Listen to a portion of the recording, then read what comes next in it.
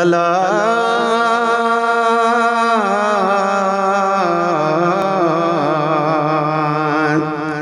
जे ज़िंदह जे घड़ियूं असां हूंदासीं जग में तां इश्क रसूल करीम जो शल रखबो रग में। अशहदु अन्न मुहम्मद रसूलुल्लाह जो आवाज़ ॿुधी दग में पंहिंजूं चीचूं नेणनि ते रखी चुमंदासीं अग में।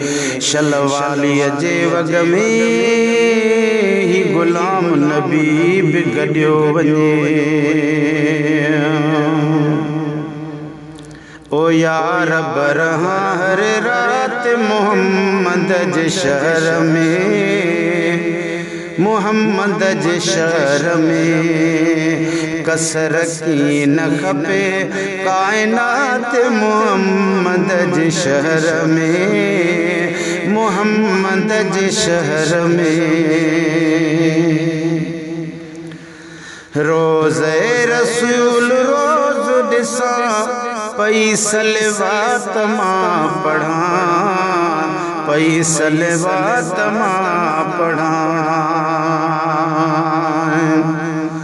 ओ ला ओ म्याय हा ओ शलबा जपवई अल्लाह शीन शुक्र अल्हम्दुलिल्लाह मुखे डातर डात ॾिनी पंज तनन जे सदके बुधन भली शियो हुजे या सुनी। गुलाम नबी मिस्कीन जिया सार लधी सभिनी थी हिकिड़ी क़ौम किनी मुखे मुनकर ऐं मुशरिक चवे। रोज़े रसूल रोज़ ॾिसां पई सलवात मां पढ़ां, सलवात मां पढ़ां। हुजे इहाई मसरूफ़ियात मोहम्मद जे शहर में, मोहम्मद जे शहर में।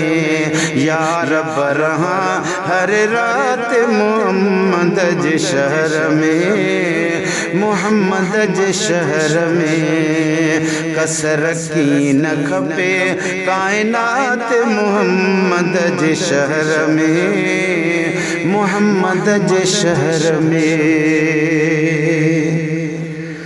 जित झुके थो सारो जहान बेसर कोनो मकान है सर कोनो मकान।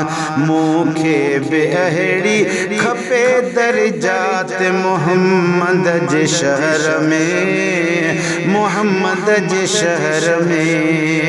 यार बरहा हर रात मोहम्मद जे शहर में, मोहम्मद जे शहर में कसर की न खपे कायनात मोहम्मद जे शहर में, मोहम्मद जे शहर में।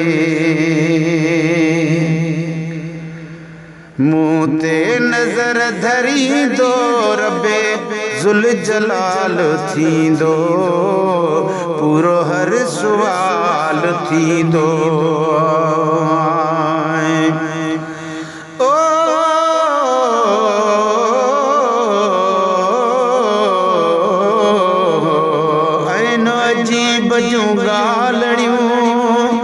कंहिं खां बि किथे विसरन सिक ढरी थींदी न खणी साल सवे गुज़रन। जीअं जीअं प्यार घणो मिले तीअं ताज़ा पूर पवन खाइबो जंहिंजो गाइबो मूंखे माण्हू छा बि चवनि। जे गुलाम नबी कुरकन से पागल समझन पाण खे मूं ते नज़र धरींदो रब ज़ुल जलाल थींदो पूरो हर सुवाल थींदो बरसी पवंदी इहा बरसात मोहम्मद जे शहर में मोहम्मद जे शहर में यार बरहा हर रात मोहम्मद जे शहर में मोहम्मद जे शहर में हलो रखी आस सनम न रहंदी सिंध में मुझी जिंद सनम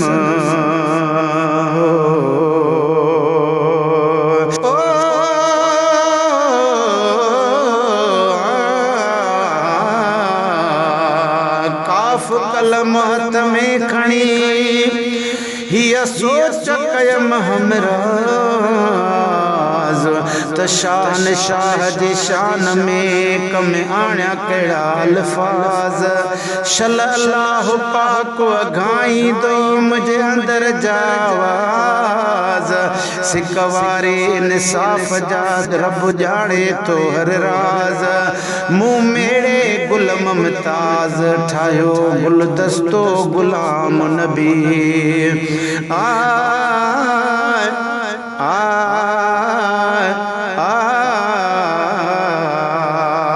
हलो रखी आस सनम न रहंदी सिंध में मुझी जिंद सनम